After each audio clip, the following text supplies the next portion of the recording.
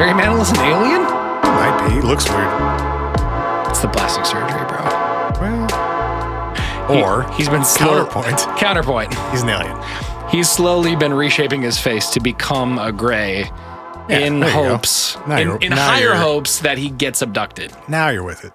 I think he's making himself more attractive to the aliens. Yeah. He's making himself more abductable. Exactly. If you what would that be? What is that list of being more abductable? More abductable features? Yeah, or not necessarily even physically, but just Well, you got to live out in the middle of nowhere. Okay, that's step one. Is it? Yeah. Okay. I believe you. I'm just double checking. There's just more room to work out there if you live in the desert or something. More room to fly. Yeah. And less room or less opportunities to be seen. Yeah, exactly. Fewer eyes, if you will. You probably want to be small. A small person. Yeah. Can you say That's more? why they're always taking kids. They're easier to pick up. I feel like if you can travel across the galaxy and or universe, lifting a... I'm not saying any of these are a sure thing. I'm just saying it should be slightly easier. Okay. All right. Maybe if you keep learning how to dunk, you'll be able to just jump into the ship. Yeah, exactly. Shout out to whoever was in the Facebook group this week that was like, hey, quick question. Can Spencer dunk? Yeah, I didn't see. No. You guys abruptly stopped talking about this. What happened? Spoiler alert. Absolutely nothing has happened. Not yet. Spoiler alert, not yet. Maybe slight negative progress has been made. Possibly. Okay, so be smaller, live in the middle of nowhere. Yep. What else do we have? Be like Barry Manilow and make your face look like a gray. Yep. Okay, okay, that's 3. A pretty one, though. A pretty gray. Yeah. Do you have to wear a blonde wig then? Well, that helps. It depends on who you're trying to get abducted by also. Do you want to get abducted by the Greys? Or would you rather get abducted by the Nordics? Maybe you sandwich I'd rather get abducted by the tall, sexy aliens. Maybe you sandwich it so you it's a fitty. It's a coin flip. Yes. Make yourself more attractive for that alien sandwich. So you... gross. So maybe you gotta stretch your body out and surgery your face look like a gray and wear a blonde wig. Yeah, that should do it. You know when E.T. put on the dress and the wig? Yep. Yeah, that's what you're going for. That's you? But that's human to alien, not alien to human? No, exactly like that. Okay. Yep. You want to look like E.T. wearing a wig. So then I have a very important follow-up question. Sam Cassell's getting close. Facts. If Sam Cassell was willing to wear a blonde wig and move into the middle of he's a little bit too tall. Indiana or something. Just give him some time. That's true. The universe will shrink him as he ages. Gravity. That's how it works. So my follow-up question is, if these are the prereqs, how have you not executed on all of these so that you get abducted? Part of it is pretty expensive. Plastic surgery part. Oh, that's true. We gotta get a few more people on Patreon before I can have alien surgery. Fun to spend Spencer's alien conversion therapy. Oh. I'm gonna be an alien one day. It's like the guy who got all the plastic surgery to look like a Ken doll. You're like that, but in alien pursuit or the instead guy of Ken doll pursuit. Or the guy who cut his dick off so he'd have more surface area for tattoos. You hear about that guy? No! Oh, that's a guy. First of all, I hate this. Second of all, that's not true. Yeah, right. You actually... You lose surface area, my guy. I'm shitty at math, and I know that. Oh. Can we go back in time? Can we time travel to before I knew that was a thing that a person did? Nope. No, we can't. Barf sauce, dude. Oh, no. You said barf sauce? What's wrong with you? Don't act like I'm grosser than the guy who did that awful thing I'm that just shall saying not be you named. are also gross now. I hate him and his pursuits. It's an aggressive stance. I despise him. I would hit his face with my hand if I saw him. Why? That's very mean. Because I don't. He's an autonomous person who should do what he wants to make himself happy. And if that involves tattooing his flat groin, then he should do it. Barf. If you do a thing, thing, have to. If you do a thing in the name of gaining square footage and in fact lose square footage, I still get to make fun of you. I didn't say he was super smart or anything. Well, I just stated a fact. A man did that. I'm going to be honest with you. I just had I paused for a moment enough to let 7 questions go through my brain, and then I was like, let's skip all of them. Not even gonna. Speaking of aliens, we're sorry that we potentially projected one of those questions into your head as well. Speaking of aliens, hi guys, it's the What If Podcast. My name's Ryan, that's Spencer. Hey, you want to hear about the Nazca Lines? We have a couple quick announcements before we dive into Nazca Lines, bro. Okay. We got to tell the people about some things before we talk about. It's part 2. We're doing a part 2 of What If You Found an Out of Place Artifact? Mm-hmm. Because boy, oh boy, did we have notes overflowing with delightful nuggets of alien fodder. It's another horrible sentence. Delightful nuggets? Of alien fodder. It's gross. Heck. That's what aliens call your balls. You had announcements or something? Woo! I had announcements. We have a couple things to talk about quick. The first one is if you're a member of the Facebook group, which you should be because boy, oh boy, it gets wilder in there every week. Just go to facebook.com and search the group and you can join it. But we let everybody in there know that every once in a while we do this. We make our Patreon episode, the paid episode, free for anybody who wants to just go check it out and see kind of what we do on the Patreon. And this week we had a very special Patreon episode. I would say maybe our specialist. It was our best one by a lot. The other ones are pretty good. This one was just outstanding. And we're not saying that to make you give us money because it's free, so you could just go listen to it. It's free. But also to we'll take your money if you want. Yeah, and if you want whatever 40 or 50 more of those, you could do that too if you support on the Patreon. But the one and only Bear, shout out to Bear. Bear hopped on the phone with us. Dad, blame it, boy. Yes, he is. Hopped on the phone with us and told us some of his stories that he had been teasing in his voicemails. And man, he had some fascinating and cool, interesting stories. And he's a super cool dude and a super kind supporter. And he hung out on the phone with us for like, I don't know, half hour, 45 minutes or so. And told us those. So that's on the Patreon episode. So go to patreon.com/whatifpodcast. Or if that's too much for you to remember, you can go to bit.ly/morewhatif. Whoa. And those throwing are ways, out the short URLs on the podcast. Short URLs. We made it to 2013. Hey, bit.ly/morewhatif. You can go to the Patreon and you can listen to that Bear episode. That's number 1. Number 2, we've been telling y'all this for a second, but we want to keep making sure you know because the plan is coming together. I'm drumming my fingers together like. God damn. Yes, very good. I'm drumming my fingers together like I'm evilly planning something, but we're not evil. We're planning something cool. Ryan's trying to make a Montgomery Burns reference. Mr. Burns. That's his name. The Mr. Burns. Yeah. The Montgomery Burns. What's Mr. Burns' middle name? Don't know. You should make it up. Stephen. Montgomery Stephen Burns. Mm-hmm. Wards. Montgomery Wards. Burns. I thought you called him Warts for a second. Maybe. Montgomery Warts Burns. Yes. Ooh. Gross. We're doing a live show in person in Minneapolis at Ice House in September of this year. And if you go to bit.ly/whatif100. It's September 19th, by the way. September 19th. Yes. People may need a little more specificity. Fair. Facts. September 19th. Go to bit.ly/whatif100. You can get tickets. You can see. Did you discover URL shorteners this week? What happened? I just realized we didn't have a good way to say this is where you go get tickets. We were like, go to Instagram and then go to our bio link. Just put it on our website, dog. Well, we can do that too. But for those using your ears right now, that's how to go grab tickets. In the show notes. We'll put it in the show notes too. So you can do it with your ears or you can do it with your thumbs. But yeah, we're gonna do a live show. We're gonna celebrate 100 episodes. It's gonna be great.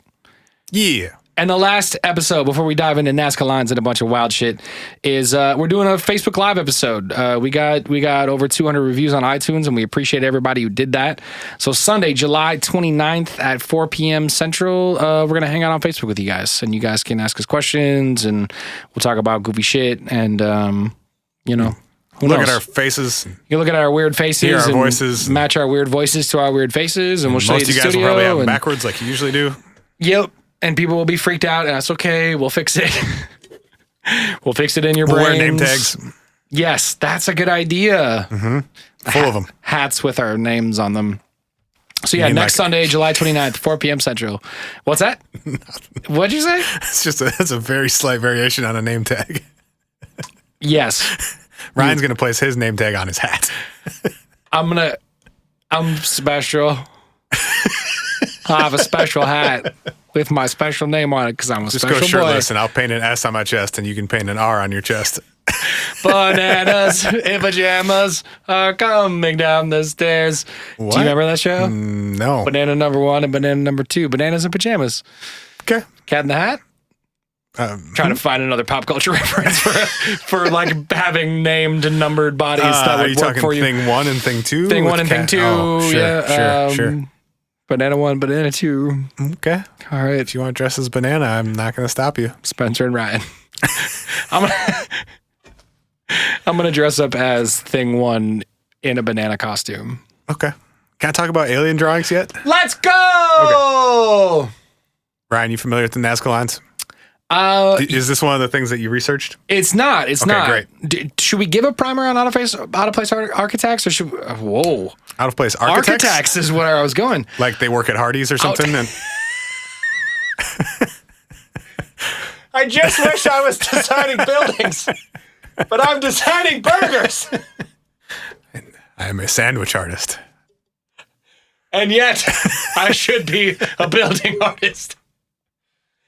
Ryan meant to say out of place artifacts. That is what I meant. Should we give a primer or should we send people to the previous episode? Yeah, I mean, whatever. You can Google it. You can listen to the other episode. Mm-hmm. Nazca Lines aren't exactly one anyway because they're not so much an artifact as they are a geoglyph. Aha. A big series of drawings in the dirt.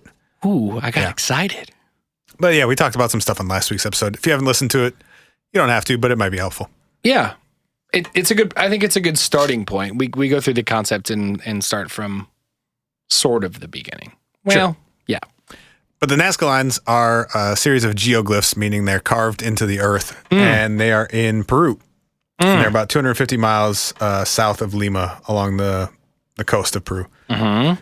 And they were created by the Nazca culture, therefore Nazca Lines. Hence the name.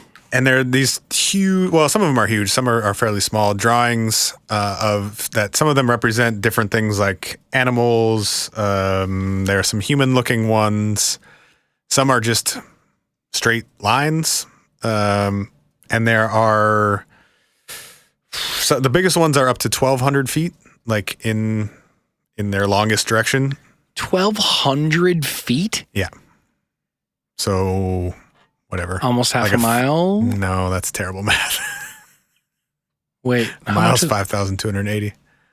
Quarter mile. Almost a quarter mile. Sure. Fifth mile is better. Yeah. I quit. Whatever. I formally apologize. Or exactly 1,200 feet. And there are about 70 different plants and animals, some people...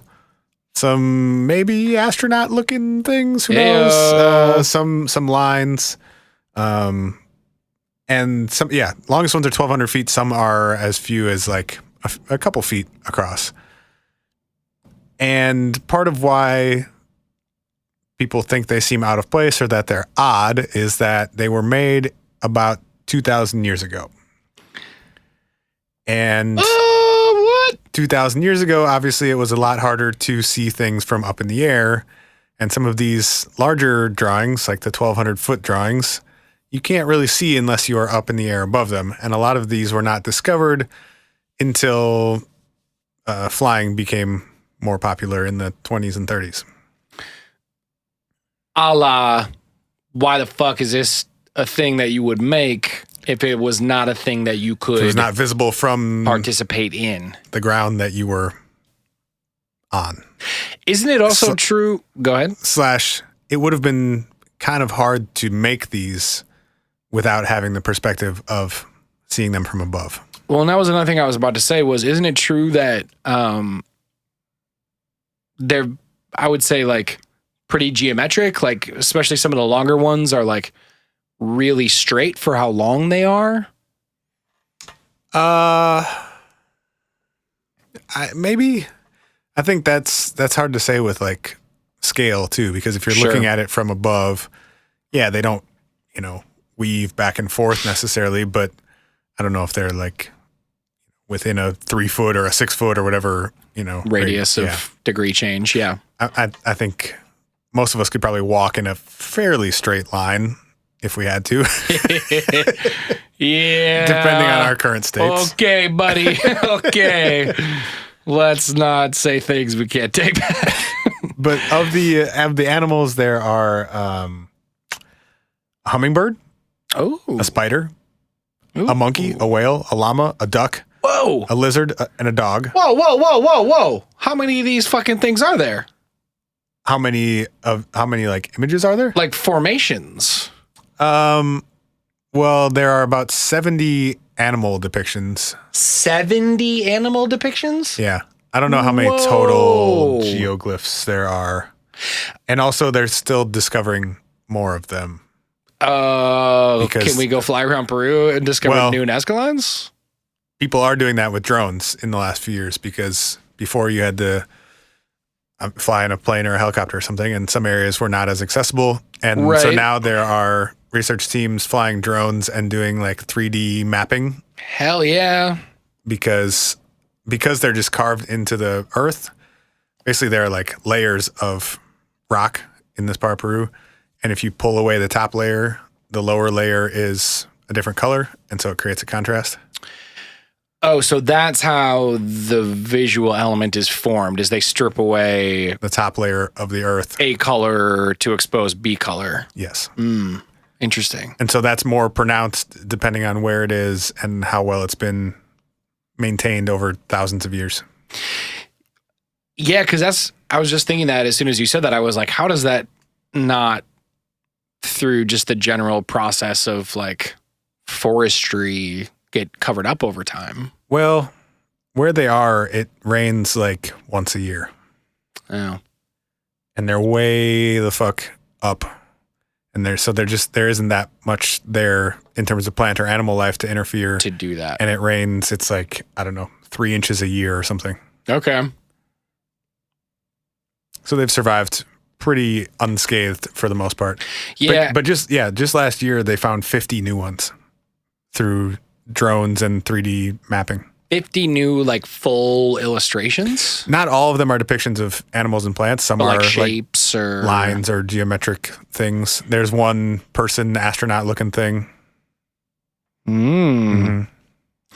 And I think most of the new ones they discovered were of the smaller variety.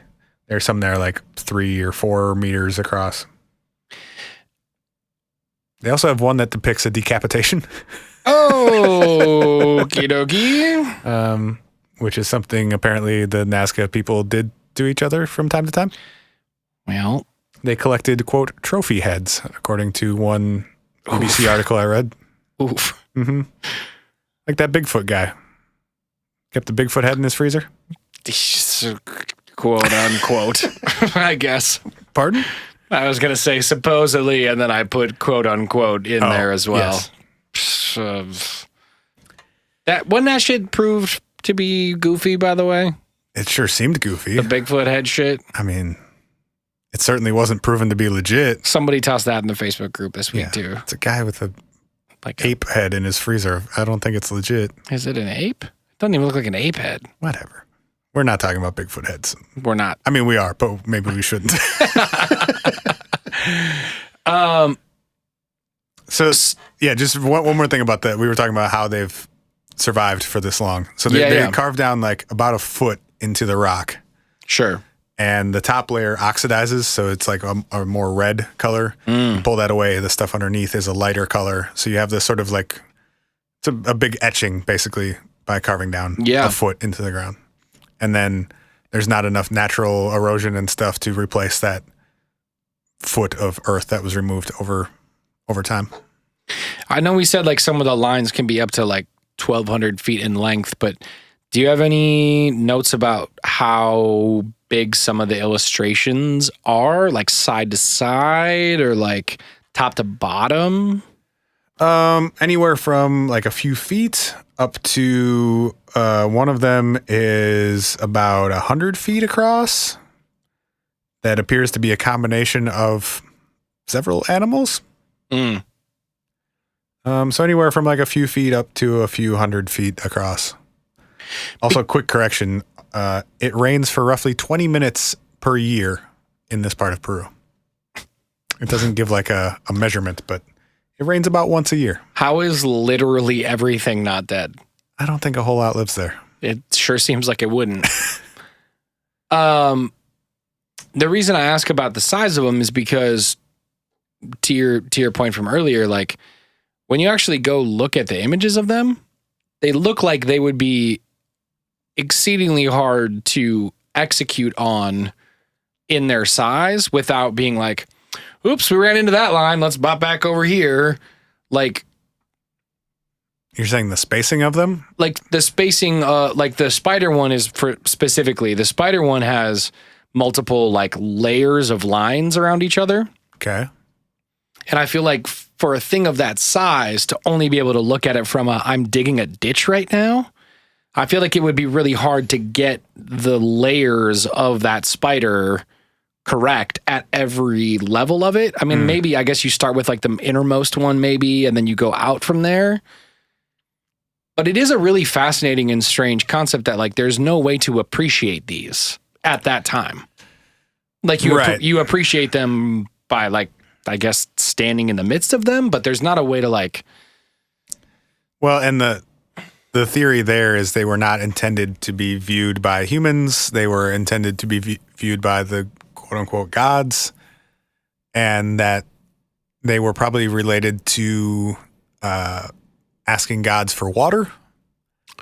I would be too. Or, appealing to gods who could provide you with more than 20 minutes of rain this year. We made you a spider. Oh, we're so thirsty. Does this please you?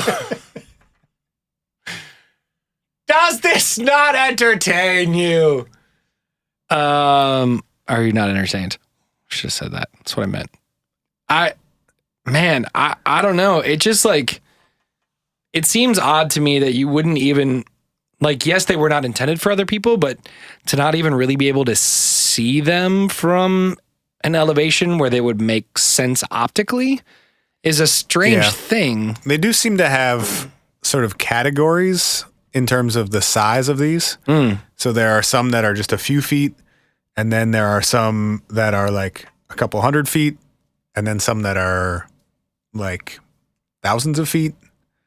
And so it makes me think maybe they had like a grid system or something of like, sure, we're going to take this quadrant and we can put this many things of approximately this size there. Or, you know, the giant animals are going in this quadrant, and if they're all roughly 300 by 300 meters, then we can fit 6 of them over there or whatever. Yeah. You're saying, how would you like map it out on the ground? Yes and no. Like how would you give yourself a guide to follow, or? Partially that. I mean, the thing that pops into my mind is the episode we did about crop circles, where like people were using sort of rudimentary, like you create some sort of rope. The rope and board. You tie a, or even, I mean, in a situation where you're literally digging down, like do you basically take like some sort of stick it in the ground, tie a rope to it, go put another stick over there, stick that in the ground. Draw a line between the two. Draw a line, and then for that next 7 days, you're digging a trench for 250 feet.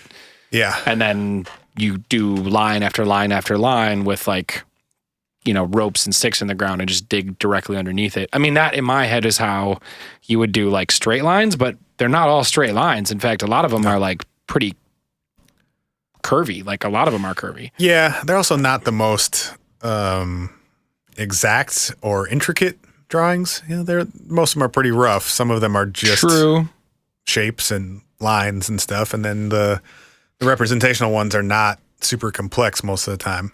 The monkey's pretty complex. Yeah.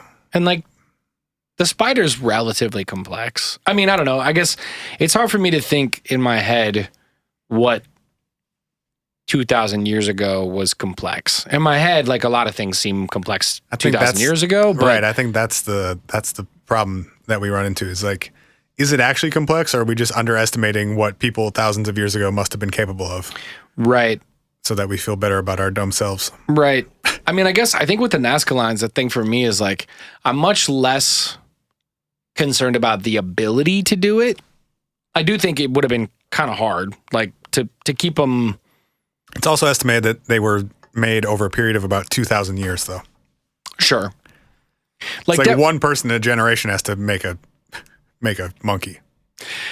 Hey, newborn baby, welcome to the family. But like one person out of the whole culture, every generation has to make one animal. Here's your shovel. Your life's work is to make a spider. Don't stop digging till you die. Also, that'll be super fast because you'll be thirsty in like 45 seconds. Yeah. It's going to rain for 20 minutes for the next 365 days. So like get every last drop because you got a lot of ditch digging to do. Oh, new baby. Here's your shovel. Why would you have the babies do it? That's fucked up. Because they're the most hydrated. What? Yeah, they come out hydrated, man. They can't stand. How are they going to use a shovel? They don't know they have hands yet. They're going to cry into the ground and use sonic waves to blast away. You're going to build these trenches with baby tears? This is the worst theory I've ever heard about anything we've talked about. It's the only way acidic baby tears shall burn these monkeys into the ground. I'm less sort of confused or concerned with like, would it physically be possible for a culture to execute on this? As I am like, the why to me is a little bit less certain. Because like we've talked about like the Easter Island sculptures, and we've talked about how they were huge and massive and would have taken a long time and a lot of resources, both from, a human perspective as well as like a land perspective. And they're facing outwards. So were they meant to ward off travelers or attract the gods or whatever? Yeah. But even those alone, they had a physical presence that was observable and digestible by the people of the island. Like they were huge, but they were like, you could stand at the bottom one and be like, oh, look at that big ass face. That's fucking crazy that we made this big. That's my uncle. That's my Uncle Ted. That's my Uncle Rocky. Yeah. You guys, Spencer gave me a very disapproving head shake when I made that joke. It's terrible. But there's a way to observe the thing that you have dedicated that amount of resources into. Whereas like with the vast majority of these, it's like when you're done, it's like, well, I guess we can like walk along the paths we have created, but there is no way to like see your finished product, which I feel like from a human instinctual perspective just seems kind of strange. We don't know. I mean, not if you're trying to appeal to somebody that you think lives above you. That's true. And is it a possibility that they had a way to see that stuff that we don't know of? You saying that the Nazca people made hot air balloons? I just threw my hands up in the air. I mean, well, one of the things I think we talked about in the last episode was the concept of, we talked about two different out-of-place artifacts being things that appear to be airplane-like and or have an understanding of aerodynamics in some capacity. And I guess my question is like, is there a point of elevation in Peru that would have lent itself to a bamboo glider being a thing you could... Does bamboo grow in Peru? I don't know. I just assumed South America had bamboo. I don't think that's a good assumption in this case. It was just a thing I thought. I was thinking lightweight wood and went for it. It's fair. Keep going. But you know what I'm trying to say? Like, could wooden, you use... perhaps. What'd you say? Wooden, perhaps. Wood of some sort. Yeah. Balsa wood. Uh-huh. I know that's light. We made Pinewood Derby cars out of it. Mm-hmm. Cub Scouts. Mm-hmm. I was horrible at that. Being a Cub Scout or Pinewood Derby cars or both? Correct. Me too. Bro, quick aside, there was a guy who was in my Cub Scout troop whose dad was our Cub Scout leader, and we would have meetings at their place, And at the end of the meetings, he'd be like, come on, guys, I got to show you something in the backyard. And we would go in the backyard, and he would move this piece of plywood, and he had dug a snake pit in his backyard, which was like a 6-foot hole where snakes would burrow into the side of it, and then they would fall into the bottom of the snake pit. And he would jump in there with a flashlight, and he'd be like, look what I found. And I'd be like, and I was like, why are you telling this right now? This is the worst. Hey, bro, you're scouting too hard. Can you scout less, please? He made a pit of snakes. Correct. And then wanted to jump into it? Yes, correct. For what purpose? To get the snakes out to show us. He wanted to catch snakes. Correct. To show to a bunch of children. Well, this was one of the kids in the group. The kid lived in the house. And this was a child doing this. This was a child. That makes so much more sense. Yes. I thought this was like your Cub Scout leader or something. It was our leader's house whose son was in our group. And the son was the one who was like, snakes are tight. I want my dad to help me build a snake pit. How much time has that kid spent in jail as an adult? I don't know. I have not kept in touch. I would put the over-under at like 6 years. I remember him being like, come on down. You can grab your own snake. And I was like, nah, gee, I'm good. And I don't think I'm built for this. Yeah. Farewell. There are no poisonous snakes here, at least, but... Yeah, but Did you know that at the time? No, I don't know. Did they teach you that in Cub Scouts? They probably should have before they were like, come check out our snake pit, but I don't think I knew that. They shouldn't have brought you to a snake pit, was the real answer. Yeah. That's the worst. Seemed like a bad idea just across the board. Bamboo does grow in South America, by the way. Nice! I nailed it! I can't confirm specifically Peru or not, but they would have had access to bamboo without boats. No boats, bamboo boats. Is it possible that there is the point of elevation in Peru where a glider, an understanding of aerodynamics was prevalent enough? Up there in Peru. Yeah. And could you have been able to glide somehow over these lines and appreciate them as a citizen of the day? Yeah, probably. Or hot air balloons. Or spaceships. How would you make a hot air balloon back in the day? Well, heating up air. There are two main ingredients. Heating up air. Hot air and a balloon. And a basket, actually. 3 ingredients. They leave that one out of the name. That's an interesting concept. It is when you really think about it, I mean, we've made them obviously advanced to our levels of technology of the day, but like... Have we? We just burn gas instead of something else. Well, I guess that's what I mean. It's a big balloon and we burn gas. Sort of controlled fire. Yeah. It's pretty doable. Mm-hmm. How long ago... Can we spend some Patreon money on a hot air balloon ride one of these days? Fuck, I would really love to, even though heights scare the shit out of me. I know. Can we do a live episode from a hot air balloon with just Ryan screaming? So there is pee in my pants now, and that's a real thing. We'll take photos. We'll link to them in the show description. Uh-huh. That's called Ryan's pee pants. Mm-hmm. Yep. We're gonna take a 4x6 of Ryan's pee pants and put it on a t-shirt so you can wear my pee pants wherever you go. On your chest. This is what a big fucking baby Ryan is. Here are his pee pants on my shirt. Yes, correct. No, I think I'd be okay as long as it didn't get like Red Bull parachuting high. Like outer space, you mean? Yeah. Okay. As long as we don't pay for me to go up to outer space and then jump out of it. Yeah. I think you would probably die. There's a great Netflix documentary called A Year in Champagne. Netflix. Look at my neck. Look at these necks. It's just lots of minutes of different people's necks. I'm gonna start an Instagram account called Netflix and just post pictures of people's necks. Oh God! And like eventually people will start following it, and someone will be like, "Hey, it's my neck!" Just creeping on people's necks in public. Oh no, I'd ask first. But hey, man, you got a nice neck. It's like Humans of New York, but like Netflix. Necks. Yeah, you get it.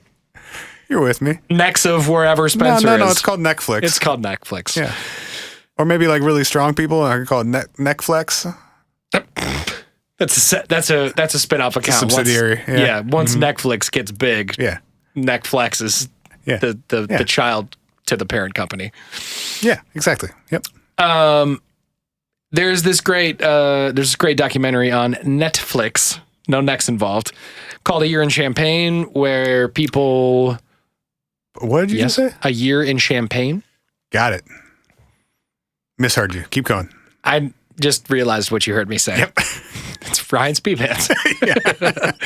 A year in Champagne, which is they show the champagne making process, but the very rich people of Champagne also sometimes rent hot air balloons and just slowly glide them over their fields of grapes. Yeah. And Why wouldn't you? Yeah, of course you would. And it looked very cool and very digestible because it was like, oh, the worst thing that happens is our balloon is going to pop and we'll just like slowly float. No, just like slowly float down the like 60 feet that we are in the air. How do you slowly float down if your balloon breaks? I feel like if there was like a puncture in a hot air balloon, you could probably float down like 50 feet without dying. Yeah, I guess. I mean, if it was instantly clipped on all of like the wires, you would probably plummet to your death. Who was the guy who tried to explore Antarctica in a hot air balloon? Oh boy, that was an old paid episode. We did a whole thing about that, didn't we? Yeah, that guy. And then he died from eating raw polar bear. Didn't he fuck up the whole hot air balloon thing? And he was like, oh, I've made a terrible mistake. I got to try this a different way instead of being like, nah, this isn't for me. Yeah, no, he thought that he could just like drift to the South Pole. And he failed. No, I might be getting this wrong. Maybe that was the dude who tried to find the North Pole. I think that's right. And he died on Greenland or something from eating raw polar bears. He was far away. Wouldn't it suck to be able to kill a polar bear and then die from like bacteria? It's the great last revenge of the polar bear. Anyway, some people also think the Nazca Lines could be astrological symbols. In what sense? Representations of like constellations? Yeah. Has there been mappings that have there have been a few connected them? Yeah. Interesting. And I guess there are some other references to, because we name our constellations after animals and people and stuff. Right. There are some links to the images like spiders and monkeys and spider monkeys and monkey spiders. And one of two things. Them having, the Nazca people having constellations named after these things. Yes. And them being at certain points of the year, at least like underneath where these constellations would appear in the sky. That's pretty interesting. Which would also explain why some of them are just like lines and stuff. Like, oh, that long line over there is Orion's belt. It's just 3 stars next to each other. We made a straight line. Yeah. So maybe it was like a big weird star map on a plateau. That's interesting. And maybe like the whole purpose was to party inside of each animal when they were directly overhead. And then the gods would admire you and give you 30 minutes of water? Yeah. Maybe. Like, oh shit, it's the spider party tonight. Yeah. They start a big fire in the spider head and go dance in the legs. I can't prove they didn't. I can't prove they didn't either. That's a fascinating thing. I like the concept of it being like a ground reflection of something they were witnessing in the sky. That to me actually makes more sense in some ways because it's like you're seeing it above you and trying to recreate it below you instead of just organically creating something below you that is not observable above you. Right. Like that dynamic actually seems more believable to me, even though to that end, like Peruvian astronomy of 2,000 years ago was not something that we necessarily knew much of. Can you imagine though, you're up on your whatever elevation, many thousands of feet up. Yep. There's no artificial light. Zero light pollution. 100%. No atmosphere to deal with for the most part because you're way the fuck up there. No pollution. You would have seen everything every night. All year. That would have been transcendent, man. But I'm saying that was everyone's situation, like everywhere in the world back then. True. But especially at this location. True. Seems pretty reasonable to me that would have seemed really important. Like the giant thing that came over the horizon every night that would like, I don't know what that thing is, but goddamn if it's not huge and here every single day. We should show that thing that we see that thing right. By showing that thing, this thing. We see you. And we have those down here. We call them spiders. Are you a giant space spider? Come hang out. Come hang out. This is your landing zone. We made you a launch pad. I don't know. That theory makes as much sense to me as any others. And then when you think about like they were built over or made, carved, whatever, over thousands of years. Yep. Like it's not that crazy. You just need like a big stick basically to make one. Yeah. If you got enough time, you can do anything. That's if there's no better evidence than the pyramids. Anywhere is walking distance if you got the time. Amen. Yeah, pyramids were aligned with stars too. Yeah, and took a super long time. And they were just better at building stuff, apparently. Yeah, maybe more quarryable rock. Sure. Yeah, they lived next to like the Nile. They probably had an advantage. Or they were like, that's really heavy to carry. We'd rather just dig a hole and be done, not dig a hole, then carry this thing for a really long Work smarter, period of not time. harder, right? That's right. Shout out to Peru for working smarter, not harder. Last thing on the Nazca Lines. Yeah. Because I know you got some stuff you want to get to also. Do. Earlier this year, a commercial truck driver was arrested for driving his truck over the Nazca Lines and destroying several of them. What are you doing, bud? Too Deckard. You're too Deckard, bud. I'm getting Deckard on this one. You sure are, It may bud. have been Ray, actually. It may have been Ray. So, yeah, Peru's Now found an art piece. Oh, I'm gonna do it. That's my new racetrack. I apologize. Just driving in fucking fucked up circles. Canada is technically connected to Peru, right? If you believe in yourself, it is. Right, there's just a canal, but can you drive across it? I would imagine, yes. Can you I would imagine there's a cock way. your wagon and float it across? You could definitely cock your wagon and float it across, but you're totally going to get typhoid before that happens. So Maybe some diphtheria. that was the worst, man. Mm-hmm. It's like, I didn't do anything wrong. It just got diphtheria. So now they have security around the site. And Around all of them? It used to be one old German woman who ran security for like 60 years. On some get off my lawn shit? Yeah, she walked around with a stick. She was blind. And a flashlight? She was blind after a while. Wait, really? Yeah. There's like one woman who studied these they were discovered in the 30s or rediscovered Bro. in the 30s. And there's one she wasn't old at the time, one young German woman who like dedicated her life to learning about them. And she lived out there mostly by herself until she went blind and got skin cancer because she lived at like 10,000 feet and then she died. Oh, yeah. If she didn't get abducted by aliens, they had nothing to do with aliens. Right. I'm bummed about that. She was out there by herself realization. every night. If she spent her entire life as a young and old blind woman walking the Nazca Lines, learning about them, protecting them from others, and being inside of them, and she never got abducted, they had nothing to do with aliens. Her name is Maria Reiche. Reiche. Shout out to Maria. Dude, her story is fucking fascinating. We don't have time to get into it today, but give Maria Reiche a Google sometime. I love her passion. She was before she died in 92, she was granted official Peruvian nationality by the government. They're like, you've been here watching these things for us for the last 40 years? Yeah, you're Peruvian now. Hey, that's a good look. She also realized their importance probably before many of them were in fact discovered. Like she was like, these are important. I'm going to protect them. And if they continue to discover more and more over the years, they were like, oh, right. She was leading the charge on a thing that we should have been protecting this whole time. Yeah. That's tight. Yeah. I like that.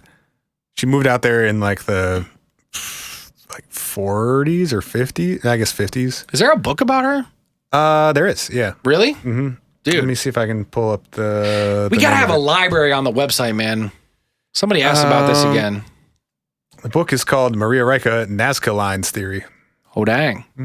She had her own theories about what they were there for? and how they made them and all that kind of stuff.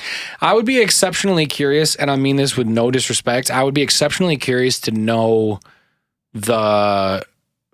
what a blind person would think about such a sort of inherently like visual monument. Well, she didn't start out being blind. Oh, so she wasn't born blind. No. Okay. She went blind later in life. I see. Okay. I was saying that because it may have also been when you're like I don't know what the elevation is at this part of Peru, but in some parts of Peru, it's really fucking high. And the sunglasses sun- are probably not a popularized fashion feature at the moment. Sun can do gnarly things to your eyes and Sure. skin, especially in the 40s when we didn't really know better. Right. But she started researching them in 1940. Damn. Mm-hmm. When Peru joined the Allies. Damn. Mm-hmm. And That's a thing that I didn't know happened. Well, she got stuck in Lima. Oh. Mm-hmm. And then she stayed. As in she was like dipping out of Germany to like escape?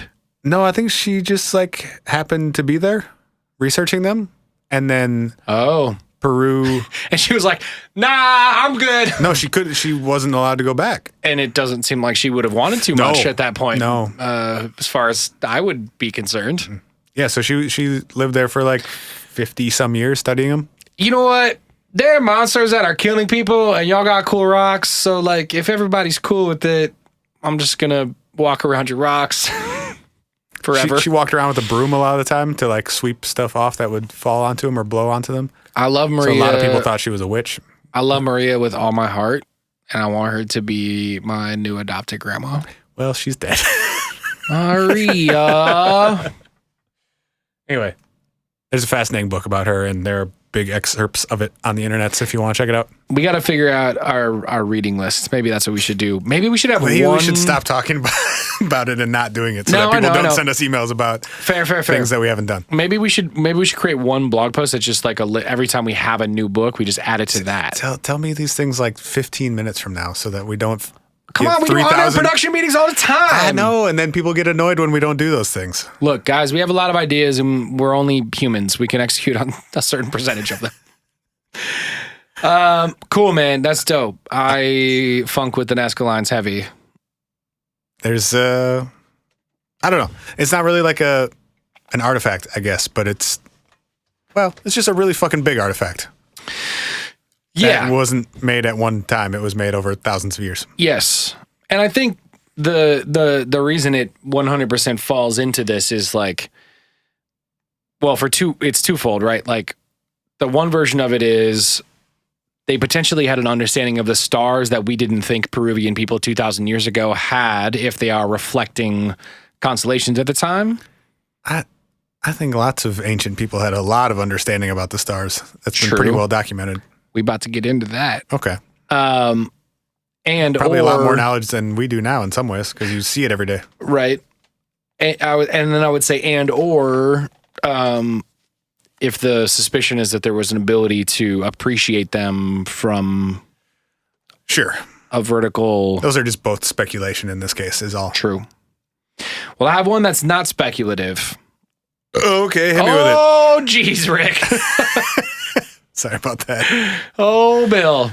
Too much LaCroix. Spencer exploded. And is a true artifact, I think, from more so the dictionary definition of it. Not the lines in the dirt definition of it? Yeah, which I'm fine with that definition too. What you know about the Antikythera Mechanism? Not a goddamn thing. Antikythera Mechanism is very That's fun to say. Percussive in its own right.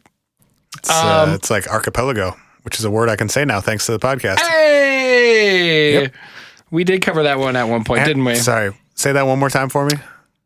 Which part? Archipelago? The thing that we're actually talking about. He said it and then he lost it instantly. He's like, oh shit.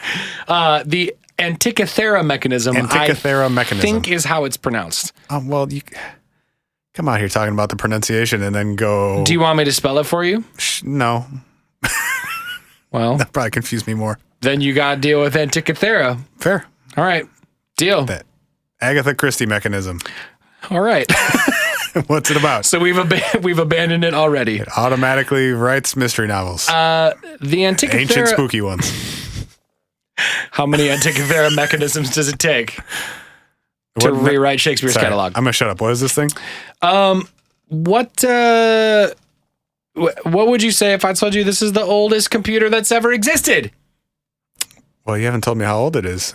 Is it from like the 1970s? Well, as of... Because then you would believe the shit out of me, wouldn't you? No, you'd be too early. Still be a little... You gotta go... Too early? Late. Late. Time is hard. Time is hard. It's math, just different. This is an ancient computer, you say? It's an ancient computer. We can date it somewhere around 150 to 100 BC. How do we know it's a computer? What's it made out of? Well, it's made... You got any games on it? It doesn't have any games on it. There's not a color version. Damn it. It's made out of metal. And the metal that it's made out of actually creates a vast series of gears that interface with each other. So let's rewind. In 1901, a shipwreck off the coast of Antikythera, Greece, was uncovered, and divers started diving and rescuing things from this dive. Diver's gonna dive. Diver's gonna dive. And over time, through 1901, 1902, Yep, that's the right order. I'm saying like 2 to 3 years it took to continue to do this dive. I was like, yes, 3, 4. Go on. And over time, they finally got to sort of the hull of the ship and brought out a wooden box. And inside this wooden box it really looked like a rock to begin with.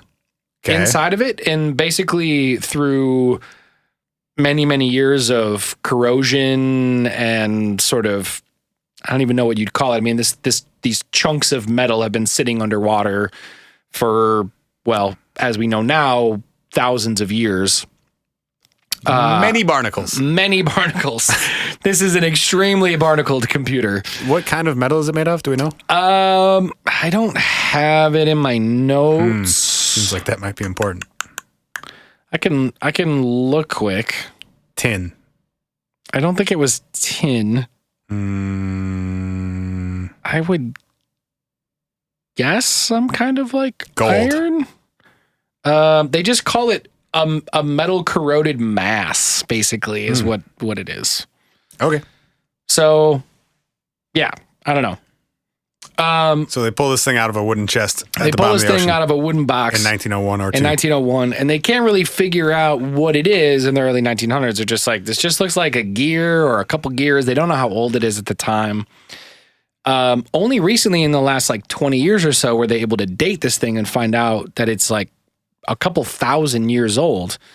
And they start x-raying it and using x-rays to figure out that there are inside of the Antikythera Mechanism, it has at least 30 separate gears and was possibly used to plug into additional gears that would continue to power more gears, if that makes sense. Okay. So teeth that feed teeth, where you would have a singular central crank to power these gears, and potentially, if it were to be implemented into a greater gear system, would be able to power additional gear systems. Does that make sense? Yeah. So if you were to just add more teeth, you could sync your teeth with your teeth and have more teeth. Yes. Yes. So speaking of creating representations of the stars, what we sort of now know is that the Antikythera Mechanism, originally, since it was found off the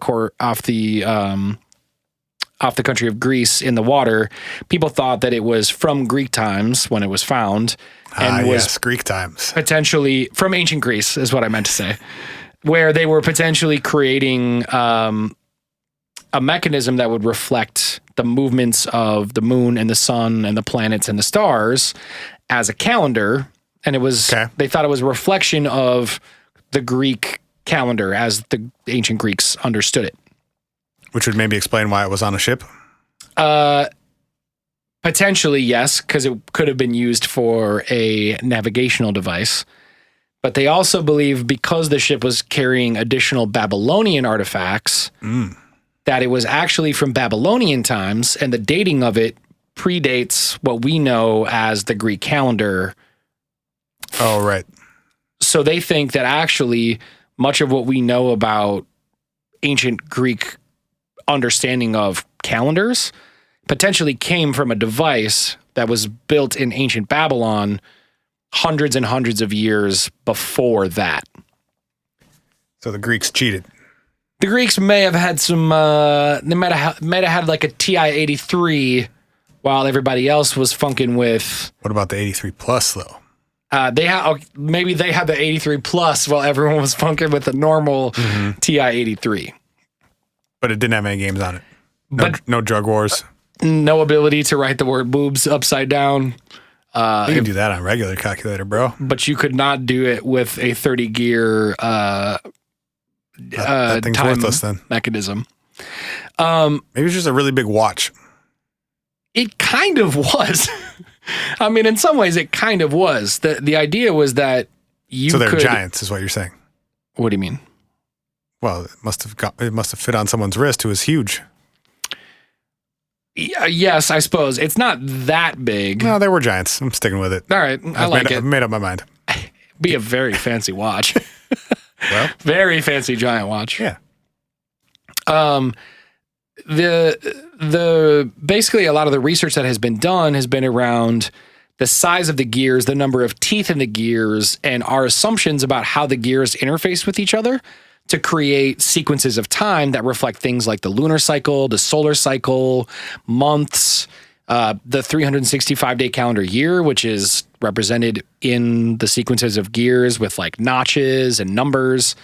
And one of the things that's kind of fascinating about it is its levels of both accuracy and inaccuracy. They say that over time it probably got more and more inaccurate because since they were hand-carved gears, the teeth would have eaten at each other enough that they would have become more and more inaccurate because they wouldn't have spun in the same way that they were originally intended to. But the idea is that the original design was like insanely complex. And the hard thing is because these sort of gears were all corroded into rock in a single mass, it's since been split into 3 separate pieces. And then those 3 separate pieces have been X-rayed to get sort of a broader picture of all of the gears included. Couldn't you do that and then just like 3D print one and see what it does?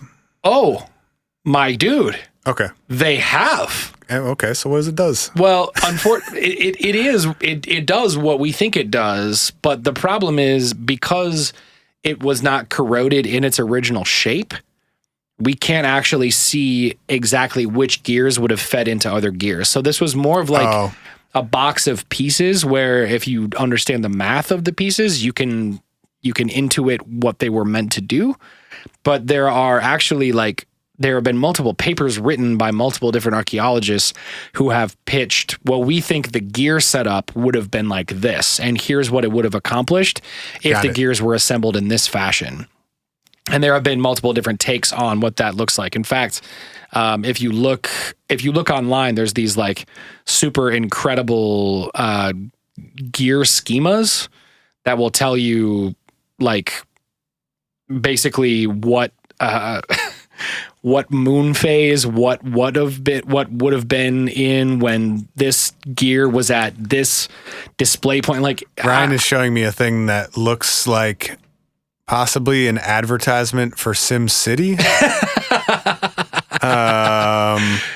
that's pretty good. Or like maybe a Lego instructional sheet. Yeah, but for like the pirate ship. Yeah, for like one of the really complicated ones. What is that supposed to tell me? It tells me what day it is? It kind of. You ever wonder how we know what day it is, by the way? All the time. Nonstop. Who says it's Tuesday? Somebody who's been dead for 1,000 years at least. Right. We just started counting one day and everybody said like, yup. Try that shit next time you want a day off. And who Hey, you didn't come into work on Monday. How do you know it was Monday? Who didn't argue? Prove it. Who didn't argue? What do you mean? How did 2 people like from 2 different places not have a point where somebody was like, I guarantee you it's Wednesday? Especially with languages. Yes. And everybody else said, I guarantee you it's Thursday. We have Thursday on our calendar. And they were like, no, it's Wednesday. And they're like, no, it's Thursday. We have 17 days in a week. Yeah. Fucking deal with that. Mm-hmm. I was blown away that... Today's Flobdab. The 16th day of the month week. You don't have Flobdop, you fucking simpletons? How dare you not Thursday. have Flobdop? Your God is going to ruin you for not having Flobdop. You guys better carve some shit into the ground real quick. Better start digging. If you don't dig a spider monkey right now, you're going to get fucking electrocuted and not rained on. Well, guys, there's a lot of weird old shit in the world. The Antikythera Mechanism is fascinating to me. It's really hard to explain how these gear mechanisms work together, but many people much smarter than us have actually tried to figure it out. And I think the most interesting part of it to me is that it's a time teller in its core, and they've figured out that you can tell the passage of time with it, and it predates anything we understand as like a medieval European clock by like 1,000 years. What about Stonehenge? I mean a clock with like moving gears and mechanisms that point to like other additional things. Giants, bro. Sick Rolly. Sick Rolex. There's a great video, by the way, of dudes who remade this with Legos. Fuck yeah. And it's a video that it's a company called Nature Video published. And if you just search for Lego Antikythera Mechanism Nature Video, it comes up and they show you how the mechanisms work together, and it's pretty fucking badass. So go see an ancient computer / clock from thousands of years before we thought we could have had one. We out of here. Is that it? Are we out of time? Sure are. Time flies when you're fucking talking about the wildest shit in the universe. Yep. Love you, bud. Send us an email at hi@whatifpodcast.com if you want to tell us a story. We stay getting voicemails. We know we didn't play any this week. We had a lot going on. 612-246-4614. Face your fears, son. We love y'all. We'll see you next week. Bye.